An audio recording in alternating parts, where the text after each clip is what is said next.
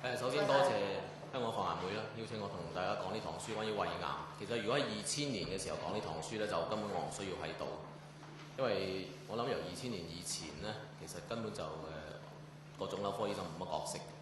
吳醫生其實頭先講得啱，即係跟進嘅治療咧，其實係直至到近呢可能2-3年，由2001年嗰份美國嘅報告開始，至到2003年英國嘅報告，再至到舊年日本另外一份報告。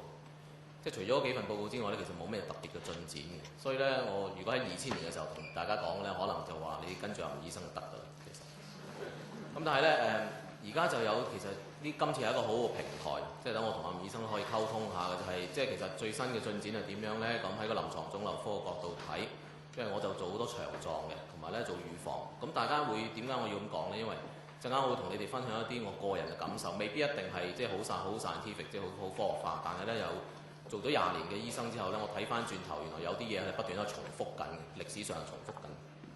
咁剛才吳醫生應該同大家睇過，即係其實癌，即係胃癌啊，或者低嘅食道癌，即係嗰個問題有幾大。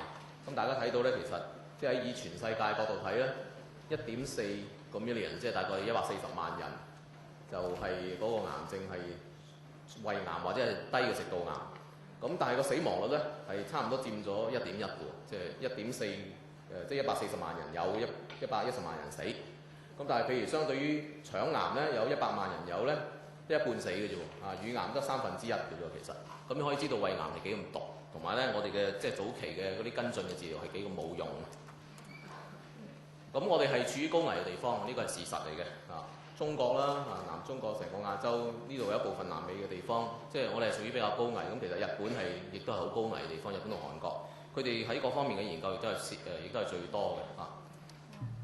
頭先阿 Tammy 都講過啦，即係胃癌咧，全球排第4位常見嘅癌症，死亡率係第2，喺香港係第5同第5。咁呢個唔睇啦。胃癌係點解其中一樣嘢嗰個結果個預後係咁差咧？咁因為生得好快。有啲臨床嘅研究話俾我哋聽咧，唔夠2個月咧，佢就翻咗一番㗎啦，即係嗰個癌症嘅數目字個細胞數目字。咁頭先吳醫生都講過。喺日本咧，佢哋有個同埋南韓都係有個北韓唔知啦有個普查嘅制度。咁佢哋咧發現嗰個胃癌嘅期數係相當之早嘅，即係發現嘅時候咧有接近70%係做到手術嘅。喺香港同埋其他西方嘅國家咧，其實我哋講緊係大概係30%到，我唔知喺 CU 係唔係咁上下。咁就即係我哋嗰陣時數過喺瑪麗咧，即係接近都係大概3-5%到其實即係做到手術嚟到我哋嗰度嘅時候。咁另外咧，有一大部分嘅病人咧，一係就擴散咗，一係就局部咧係生得好大啊，黐住呢樣黐住嗰樣，好多淋巴核、腹膜又有咁咪做唔到手術。所以其實發現得早咧係相當之緊要。咁頭先講過啦，2/3咧喺發現嘅時候已經係晚期或者擴散。而如果我哋睇割除咗個病人嗰個預後咧，即係我哋嚟到嘅時候話，醫生話做得喎，不如做咗手術佢啦咁。有幾多成嘅人真係醫得好咧？其實咧講緊係大概40%到嘅病人係真係醫得好。咁你反過嚟講，10個人咧做完手術之後咧，有6個或以上咧係之後始終都會翻發，係醫唔好嘅。咁亦都喺數目字上面，我哋睇到嘅就係，如果我哋真係僥倖可以第一期即係揾到個病人，好似日本人做普查咁樣嘅話咧，個淨係做手術嗰5年嘅存活率咧，都已經接近80%嘅，其實可以去到。咁一去到第2期已經跌到得翻1/3喎，其實所以當醫生同你講話你2期啊咁樣嘅時候，你都要諗清楚，即係問清楚醫生係好早期喎，咁但係實際上個預後係咪好咧咁就係去到3期咧，我哋講緊得單位嘅數目字嘅，其實即係整體嚟講咧，1、2、3期加埋做咗手術咧，係大概咁多人係醫好。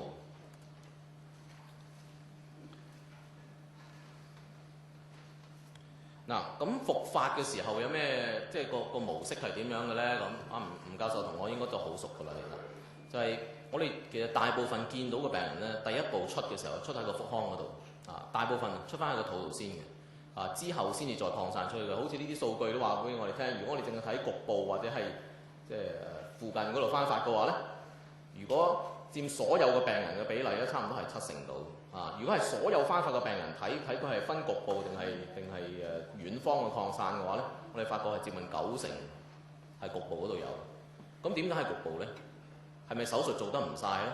定係根本上嗰個病本身嘅病理係咁樣咧？大家要要諗下呢樣嘢。個腫瘤科醫生同個外科醫生坐埋一齊開會嘅時候咧，咁啊梗係個腫瘤科醫生，但係以前嘅日子啫，我講嘅，梗係話你做得唔好，你做唔晒啊！咁然之後咧，嗰個醫生就話：咁你嚟做咯，咁啊唔得㗎嘛。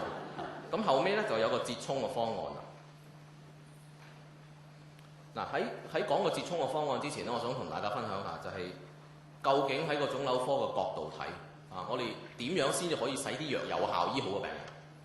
其實第一樣嘢咧就係我成日都拱啲，即係啲英文就話 push 嗰啲外科醫生，拱啲外科醫生話你做好啲得唔得咧？即係我就做鬧嗰個，咁即係鬧翻我轉頭啦。咁就係喺乳癌同埋腸癌嗰度咧，我哋借鏡嘅地方就係嗰兩個器官咧，嗰個擴散同埋嗰個局部嘅結構咧，嗰個生理嘅結構係相對嚟講係容易嘅，對胃嚟講。我諗吳教授都知，就係譬如話你乳房你攞幾多浸淋巴核咧，相對嚟講唔係一個好複雜嘅手術。腸仔即係大腸更加容易，即係你個瘤唔係太大，攞咗佢周邊嗰啲淋巴核，個病理科醫生又夠仔細幫你捽晒啲淋巴核出嚟嘅話咧，係好容易可以好精確咁去分期將個病。但我可以同你講咧，早期嘅胃癌，唔好話早期啊，我2004年去英國嘅時候開親會都要問嘅，究竟你捽咗幾多粒淋巴核出嚟？同個病理學家講因為佢唔仔細咧，我哋做臨床醫生嘅就唔知究竟係2期、3期定係乜嘢期咁所以咧，其實個3科醫生，腫瘤科、外科同埋個病理科醫生係非常之要合作得好，合作無間先得嘅真係。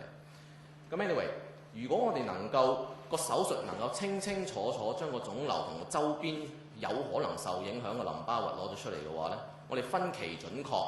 嗰班人擺落去做研究，就可能會帶到俾我哋睇嗰啲藥有冇效，即係做跟進嘅治療有冇效。點解咁講呢？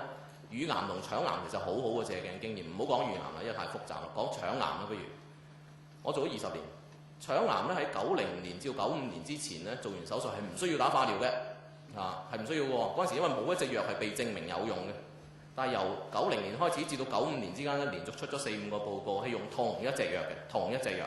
好簡單嘅藥5-FU，陣間我都會講噶啦。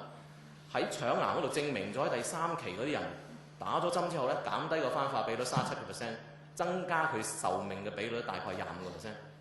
嗰陣時係證明咗噶啦。咁就係一個好簡單嘅藥。點解咧？因為腸癌嘅手術做得清清楚楚。我唔係話吳教授佢哋做得唔清楚，其實而家佢哋嘅其中一個係做得最好嘅 centre。咁陣間我會講，即係吳教授頭先有講約略講嘅咩叫 D1啊，咩叫 D2啊咁。其實咧喺我哋嘅角度睇咧，我仲着緊過佢可能。咁當我哋做個手術做得好嘅時候咧，個局部控制做得理想咧，嗰個藥嘅效力就會呈現出嚟。咁陣間會俾大家睇下就係日本人嘅研究。呢度頭先講緊乳癌嗰啲我哋唔睇啦，腸癌都係唔睇啦，因為為啲時間關係。頭先吳教授都講過，就係我哋以前睇翻嗰啲綜合嘅研究咧，就話喺舊一代我哋講緊舊一代嘅手術。做完手術之後打針或者唔打針，食藥或者唔食藥嗰啲咁嘅綜合嘅研究，將啲研究拉埋一齊，全部做一次過睇嘅話咧，其實唔係完全冇用嘅食藥。不過嗰個有用咧，嗰個邊際嘅好處太細好少喎真係。咁呢啲數目字嗰啲唔想 trouble 大家啦。但係咧吳教授頭先講過嘅就係亞洲人做嘅研究咧，似乎嗰個好處係最多嘅。呢個數目字越係細嘅話咧，即係話嗰個打針嘅功效就越大。咁似乎亞洲人做嗰啲嘢咧，叻過鬼佬喎喺呢一方面。咁事實係咪咁樣咧？咁我哋睇一睇。